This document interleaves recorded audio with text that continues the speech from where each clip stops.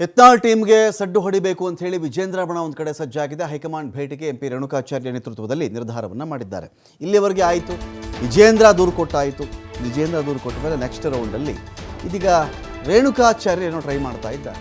ಹೇಗಾದರೂ ಮಾಡಿ ಯತ್ನಾಳ್ ಬಣಕ್ಕೆ ಒಂದು ಬ್ರೇಕ್ ಎಳಿಬೇಕು ಅಂತ ಹೇಳಿ ಎಷ್ಟು ಮಟ್ಟಿಗೆ ಸಕ್ಸಸ್ ಆಗ್ತಾರೆ ಗೊತ್ತಿಲ್ಲ. ಜನವರಿ ಅಂತ್ಯದ ಒಳಗೆ ದೆಹಲಿ ನಾಯಕರನ್ನು ಭೇಟಿ ಮಾಡಬೇಕು ಅಂತ ನಿರ್ಧಾರ ಮಾಡಿದ್ದಾರಂತೆ. 10 ಜನ ಹಿರಿಯ ಮಾಜಿ ಶಾಸಕರ ನಿಯೋಗದೊಂದಿಗೆ, ಮಾಜಿ ಅಂದರೆ ಈಗ ಯಾರು ಗೆದ್ದಿಲ್ಲ ಶಾಸಕರು, ಅವ್ರನ್ನೆಲ್ಲ ಒಂದು ಗುಂಪು ಮಾಡಿಕೊಂಡು ದೆಹಲಿಗೆ ಹೋಗಿ ಅಲ್ಲಿ ಅವರ ಒಂದು ಪಾರ್ಟಿಯ ಹಿರಿಯ ನಾಯಕರನ್ನು ಕಂಡು ಅಲ್ಲಿ ಆ ಮೂಲಕವಾಗಿ ಯತ್ನಾಳ್ ತಂಡಕ್ಕೆ ಒಂದು ಚುರುಕು ಮುಟ್ಟಿಸ್ಬೇಕು ಅಂಥೇಳಿ, ಅಮಿತ್ ಶಾ ಭೇಟಿಯಾಗಿ ವಸ್ತುಸ್ಥಿತಿಯನ್ನು ವಿವರಿಸಬೇಕು ಅಂಥೇಳಿ ಈ ರೇಣುಕಾಚಾರ್ಯ ಅವರ ಬಣ ಇದೀಗ ಸಜ್ಜಾಗಿದೆ. ಯತ್ನಾಳ್ ಟೀಮ್ನ ಪ್ರತ್ಯೇಕ ಪ್ರವಾಸ ಆಗಲಿ, ವಕ್ಫ್ ವಿರುದ್ಧದ ಹೋರಾಟ ಆಗಲಿ, ಇವೆಲ್ಲದರ ವಿಚಾರವಾಗಿಯೂ ಕೂಡ ಅದಕ್ಕೊಂದು ಬ್ರೇಕ್ ಎಳಿಸ್ಬೇಕು ಇವ್ರ ಕಡೆಯಿಂದ ಅಂಥೇಳಿ ರೇಣುಕಾಚಾರ್ಯ ಅವರ ಪ್ಲಾನ್ ಇದೆ. ಭಿನ್ನರು ಇವರ ನಡೆಯಿಂದ ಆಗಿರತಕ್ಕಂಥ ತೊಡಕುಗಳ ಬಗ್ಗೆ ಇದೇ ನಿಯೋಗ ವಿವರಿಸಲಿದೆ. ದೆಹಲಿ ಭೇಟಿಗಿಂತ ಮುಂಚೆ ಯಡಿಯೂರಪ್ಪ ಅವರ ಪರ್ಮಿಷನ್ ತಗೋಬೇಕು ಅಂತ ಕೂಡ ಇದೇ ರೇಣುಕಾಚಾರ್ಯ ಅವರು ನಿರ್ಧಾರ ಮಾಡಿದ್ದಾರೆ.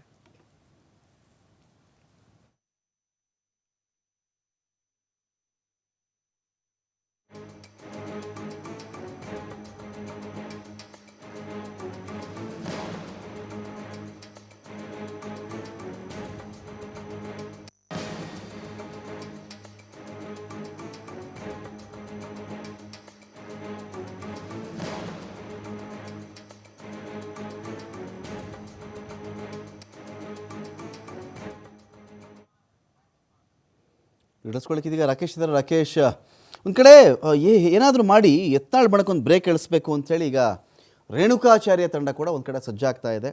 ಇಲ್ಲೇನೋದು ಈಗ ಹಾಲಿ ಶಾಸಕರು ಯಾರಾದರೂ ಹೋಗಿದ್ದಿದ್ರೆ 15 ಜನವೋ 20 ಜನವೋ ಅದಕ್ಕೆ ಸ್ವಲ್ಪ ತೂಕ ಜಾಸ್ತಿ ಇರ್ತಾ ಇತ್ತೆ ಅನ್ನೋ ದೆಹಲಿ ಮಟ್ಟದಲ್ಲಿ. ಸೋತಿರ್ತಕ್ಕಂಥ ಒಂದಷ್ಟು ಜನ ಮಾಜಿ ಶಾಸಕರ ಗುಂಪು 10 ಜನನೋ 11 ಜನನೋ ಇವ್ರು ಹೋದಾಗ ಅದಕ್ಕೆ ಯಾವ ರೀತಿಯಲ್ಲಿ ಹೈಕಮಾಂಡ್ ಮಣೆ ಹಾಕುತ್ತೆ. ವಿಜೇಂದ್ರನೇ ಖುದ್ದು ದೆಹಲಿಗೆ ಹೋದಾಗಲೂ ಕೂಡ ಯತ್ನಾಳ್ ಬಣಕ್ಕೆ ಆ ಥರ ಬ್ರೇಕ್ ಎಳೆಯೋಕ್ಕಾಗಿರಲಿಲ್ಲ. ನೋಟಿಸ್ಗಳು ಬಂದವು, ಯತ್ನಾಳ್ ಬಣ ಕೇರ್ ಮಾಡಲಿಲ್ಲ, ಅವ್ರ ಪಾಡೋ ಕೆಲಸ ಮಾಡ್ಕೊಂಡೇ ಹೋಗ್ತಾ ಇದ್ದಾರೆ. ರೇಣುಕಾಚಾರ್ಯ ಬಣಕ್ಕೆ ಆ ಶಕ್ತಿ ಇದೆಯಾ ಅಂತ ರಾಕೇಶ್?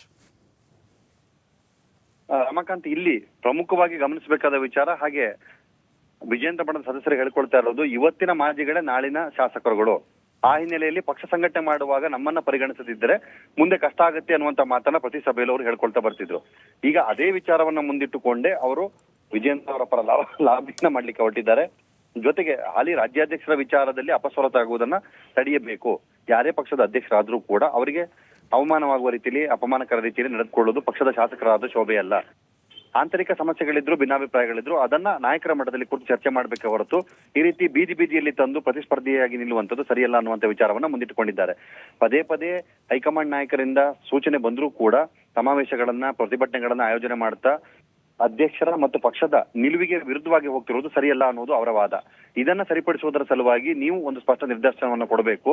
ಯಾರ್ಯಾರು ಪಕ್ಷದಲ್ಲಿನ ನೆಲಗಟ್ಟಿನಲ್ಲಿ ಹೊರಗಾಗಿ ಮಾತುಕತೆಯನ್ನ ಮಾಡ್ತಿದ್ದಾರೆ ಅಥವಾ ಅದಕ್ಕೆ ವಿರುದ್ಧವಾಗಿ ನಡೆದುಕೊಳ್ತಿದ್ದಾರೆ ಅವರಿಗೆ ಸೂಕ್ತವಾದಂತಹ ನಿರ್ದೇಶನವನ್ನು ಕೊಡಿ ಅನ್ನುವಂತಹ ಆಗ್ರಹವನ್ನ ಮಾಡ್ತಿದ್ದಾರೆ.